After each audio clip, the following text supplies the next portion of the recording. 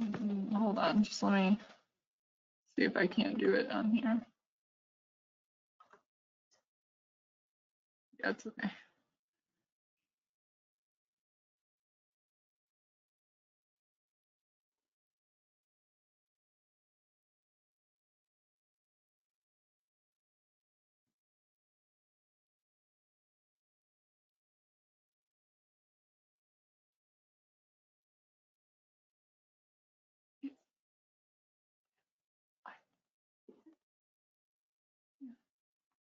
Can you hear us now?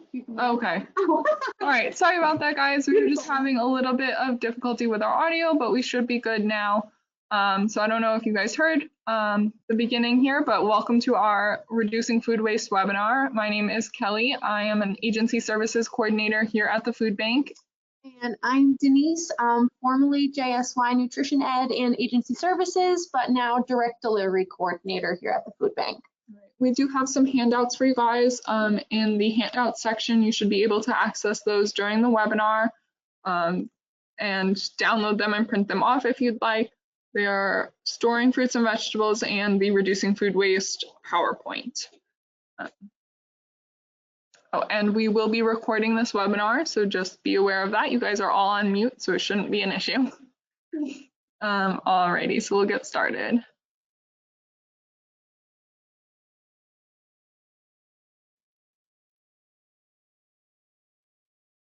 Give it a second. It's trying.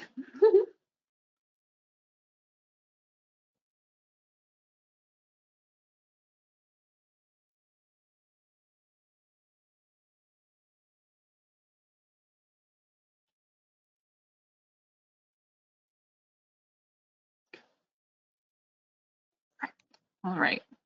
And also, right before Kelly starts, we do have the chat function available too. So if you have any questions or want to throw out any comments while we're presenting, definitely put it in the chat and we can respond. Or if it's something that, you know, might be a great kind of overall conversation to have at the end, we can save it until the end where there's more of an engagement time. All right, so some waste statistics. Each person in the US wastes approximately 1 pound a day, or 225 to 290 pounds a year, enough to feed 2 billion people per year. According to the US Department of Agriculture, 1 in 8 individuals, so 13%, experience hunger or food insecurity.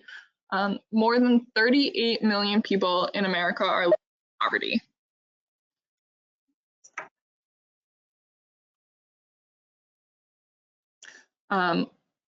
Almost 50% of produce in the US is thrown away. So about 60 million tons of produce per year is thrown away. Food waste is also one of the leading causes of freshwater waste. Nearly 1,000 liters of water are wasted every time you pour a glass of milk down the drain. Food is the largest stream of materials in our landfills, accounting for 21% of American waste. Disposed of food is the main contributor to the 18% of total US methane emissions to come from our landfills. An estimated $161.6 billion worth of food is wasted every year. So the Food Donations and Food Scraps Recycling Law will go into effect January 1st, 2022. Large generators of food scraps, such as restaurants, grocery stores, hotels, colleges, malls, and event centers, must donate excess edible food and recycle all remaining food scraps if they are within 25 miles of an organics recycler or compost facility. So this may mean more donations coming in of pre-made product, as well as more variability of product that you'll see at the food bank and in your agencies. So how to use food scraps. So there are several different ways that you can use food scraps. You can make smoothies, soups, stocks. You can even regrow vegetables from food scraps. So a good example of that is celery that you can place in the end stalk in water, and it can regrow a little bit in the water and then plant it in soil. So we have a video of a food scrap smoothie using cauliflower Blueberries. cauliflower ends, would you call them? Yeah, like the middle stalk part. The stalk of cauliflower. So here's this video for you guys.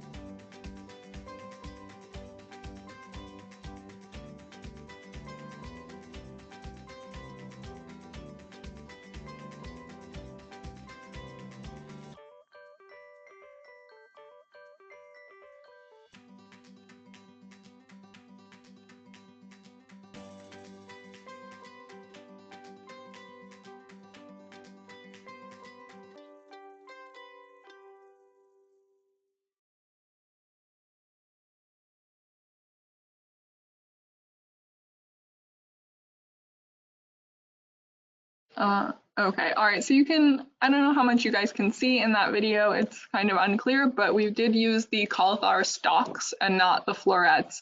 So if you use the florets, in for roasted cauliflower or in any other vegetable dish, you can save those stalks and use them for a breakfast smoothie like this one, and it really does hide the flavor of the cauliflower, so it really just tasted like blueberry and orange juice, which is great for adults and children.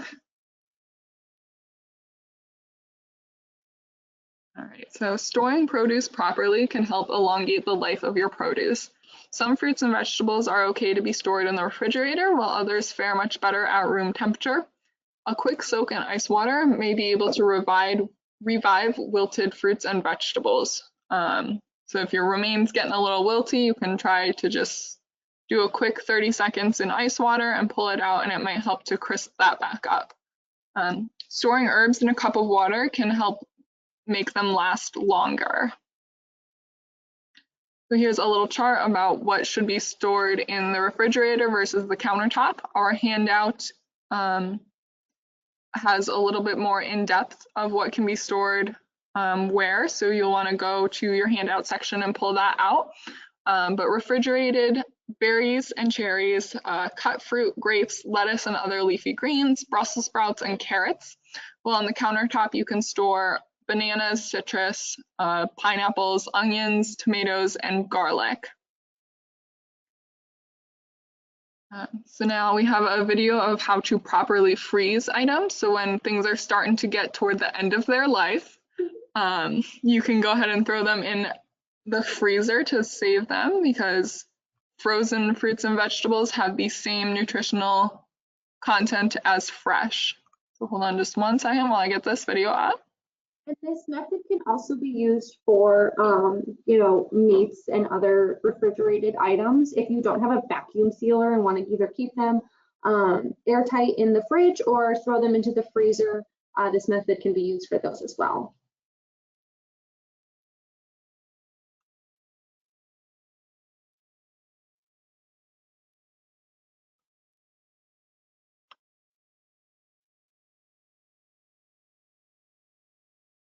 All right, so this is a YouTube video, so we're just gonna hope that it loads, but if not, we do have screenshots from it for you guys, so hang on just a second here.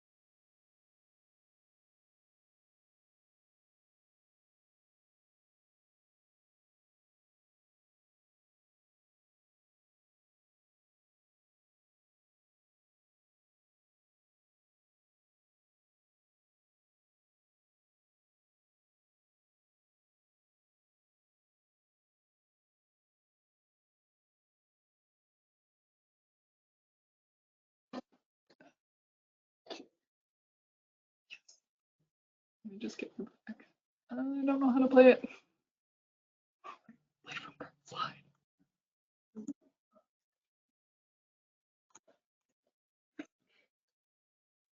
Oh no. Okay, so we had screenshots in case the video didn't work, and thank God it did. All right, so being meal-minded for food pantries. Can you see it? No. What do I do? So hit Oh, display, no. duplicate, and then come over here, hit show screen, clean. Very good. Okay.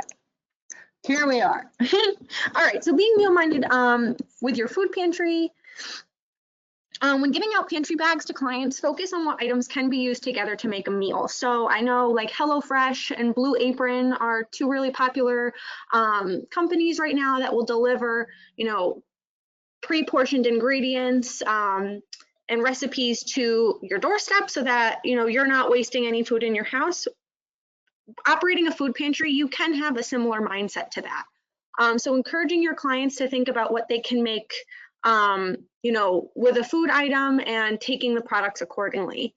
When giving out large quantities of items, such as fresh produce, definitely talk to your clients about freezing. They might not be super inclined to take it because they're like, I'm not going to be able to use all of this. Tell them that freezing it is an option so that they can, you know, thaw it and then reuse it in the future. Frozen fruits and vegetables have the same nutritional value as fresh produce, as long as it's frozen when it is still fresh.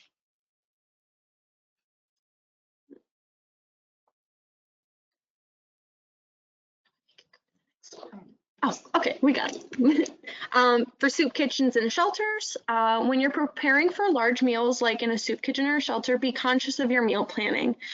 Is there something wasted for one meal that could be used for the next? So one example is potatoes. If you want to make mashed potatoes for one meal, one night, but you're gonna, you know, peel them. You can take the peels, save them, and maybe roast them with some olive oil and a little bit of herbs to make like a potato chip for the next day.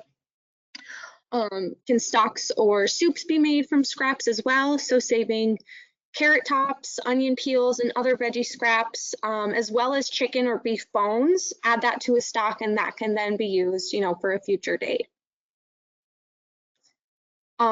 Other ways to reduce food waste in your agency when you're ordering, place food bank orders to make sure you're only ordering what your agency is able to handle. If you typically serve 20 people a month, don't order enough produce for 50. You just know that's not going to be a good idea, and it could definitely get wasted. Order what you know you're going to be able to distribute. Also considering client choice if your pantry is not, you know, doing that right now anyways. I know right now is kind of tricky with the client choice just due to the pandemic we're in, but there are kind of ways to kind of go around that. Allowing clients to choose the items that go into their pantry bag reduces the chance that they will get products that they do not like or don't know how to use. By following the food quality and safety guidelines given out by the food bank, you can also reduce food waste. We can give you that packet if you don't have that already, but you've gotten it if you've taken the food safety training that's required by HIPNAP that we offer with our food safety and orientation workshops. But it has information on the best by and use by dates. Those don't necessarily reflect whether a product is safe or not. It reflects the quality. So past dates on items can be used safely and are still, you know, good to consume. Other ways that, you know, the state has helped during this COVID crisis to reduce food waste. One of the ways is the Nourish New York initiative. The state provided funding to New York food banks so that they could purchase excess products such as fruits and vegetables from the New York farmers and surplus dairy products from New York dairy manufacturers to distribute directly to communities. So we've had those items in our inventory that have been free to our agencies to get from us. To try to reduce the waste from that. The CFAP, which stands for Coronavirus Food Assistance Program, USDA partnered with the regional and local distributors who have been significantly impacted by the closures of food service entities. So, colleges that had to shut down, restaurants that had to close. So they purchased the fresh produce, dairy, and meat. Distributors then provided pre-approved boxes of produce, dairy, and meat product to food banks and other nonprofits serving those in need. Due to COVID, many pantries have moved to pre-packed bags. This is kind of what I mentioned just a minute ago. Pre-packing can lead to additional waste as clients may not like or be able to use certain products. Utilizing a shopping list format can allow clients to have some choice of what goes in their bag while still keeping volunteers and clients socially distanced. If a shopping list is not possible for your agency, asking clients if there are items that they are allergic to or don't eat before packing bags can also help to reduce the waste. Cooking with little to no food waste, meal planning. Creating a meal plan for the coming weeks can help to reduce food waste when ordering. You will know in advance what you'll need for each meal. Leftovers are always a good option for soup kitchens and shelters. Having a leftover meal can help reduce food waste, just making sure you're heating it to the proper internal temperature for reheating leftovers. Leftover makeovers are also great for reducing waste. If you have leftover beans from a taco night, don't throw them away. They can be used in a chili or other items and foods that include beans. Fruits near the end of their lives can be frozen and used in yogurt or smoothies for healthy breakfasts or snacks. So we have a poll that's going to pop up on your screen in just a second. And it's just about composting, and we'll give you guys a minute to answer that.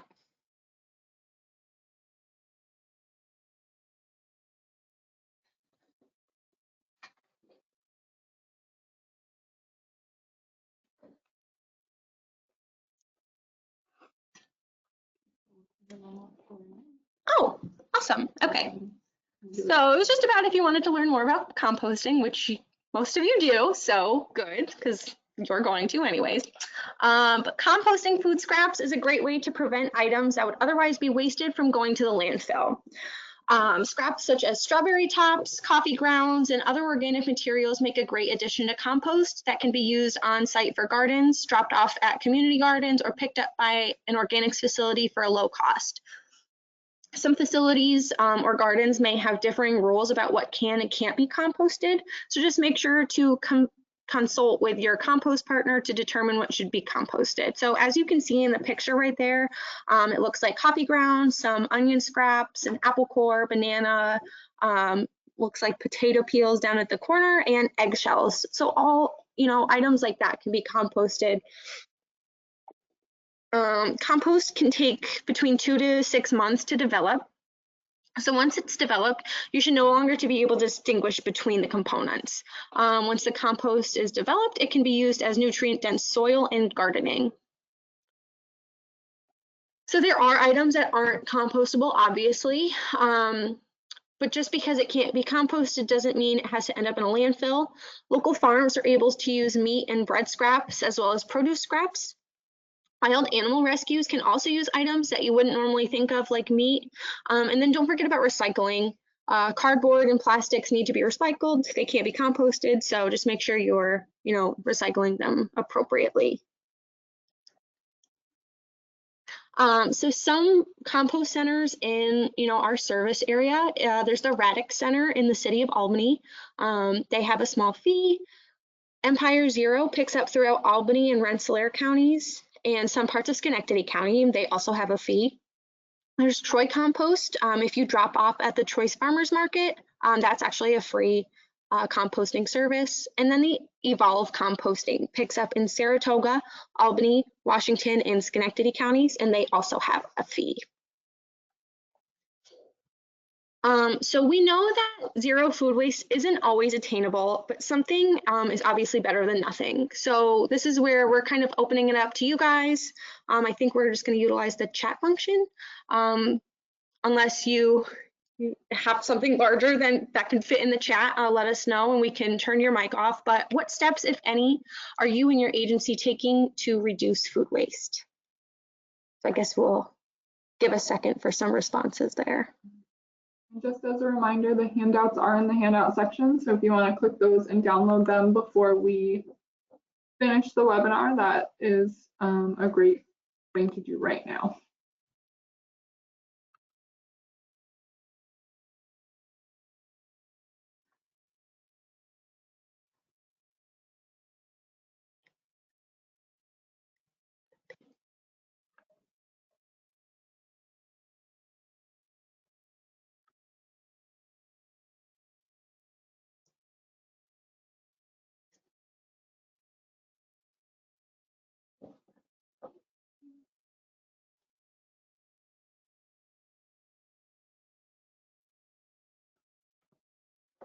All right, so Gwen from FMCC said that they use the online shopping list and online ordering method. Do you want to answer all this question? Yeah, so Olivia, I'm not 100% sure about our composting. I believe that we are trying to get that off the ground. We're working with local agencies as well. I think the biggest issue is that we are too large to do that, but it looks like Carrie Leary has also responded. We do, I know agencies that we also, I'm so sorry. We utilize local pig farmers as well as wild animal rescues that can come pick up things that we can't use. Okay, so it looks like Schroon Lake shares their produce waste to raise chickens in their pantry area, which is great. And she also just posted that they also use client choice, which makes ordering more efficient with less waste, both at the pantry and in clients' homes, which is awesome. Giving people that option to kind of help you decide what's going to be going in your pantry. And obviously that's not feasible for every program, but just getting a good idea of what, kinds of foods your clients are interested in taking and willing to take can definitely help. So Holly, that's great that you plan by the month, but you also serve leftovers from the day before. That really gives residents a chance to cut down on that food waste, which is wonderful. And Franklin, it looks like you use composting and give clients a partial choice list, which is wonderful. And Kristen loves to freeze produce scraps and bones, and she is our JSY coordinator here at the food bank. So she does this in her home, so you should definitely try it in your agencies and your homes. And since she's not in the room right now, I'll give her a little plug for her. The JSY nutrition program here at the food bank can help you and your agency if you are finding that there are food items that your clients might not be taking because they don't know how to really use it, whether it's fresh produce or maybe some of the canned items on your shelves. She can definitely help you and your agency to better promote those items, whether it be with recipes or just, basic tip handouts, how to give you some ideas to better market those items to your clients to help them make healthy choices. Olivia, that's great that you guys donate to the Rec Center for composting. And then Kimberly said they use have a compost bin on site and put any donated produce that's overripe from food pantry in there, which is awesome. And then that's used for local gardeners. Kimberly, do the gardeners then use that? And I might be nosy here, so I'm sorry if I am, but do they use that to then, donate that produce back to your organization, or is that used for their own sort of profit, if you don't mind us asking that?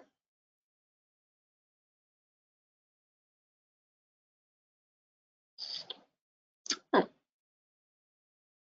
Yeah, community gardens are still a good idea though, but Great. That's awesome. Yeah. All right, so it was kind of a shorter webinar today, but we are grateful that you all logged on and had such great participation. We again have the handout, so grab those before we end, but thank you all for coming and have a great rest of your afternoon. Thanks, everybody.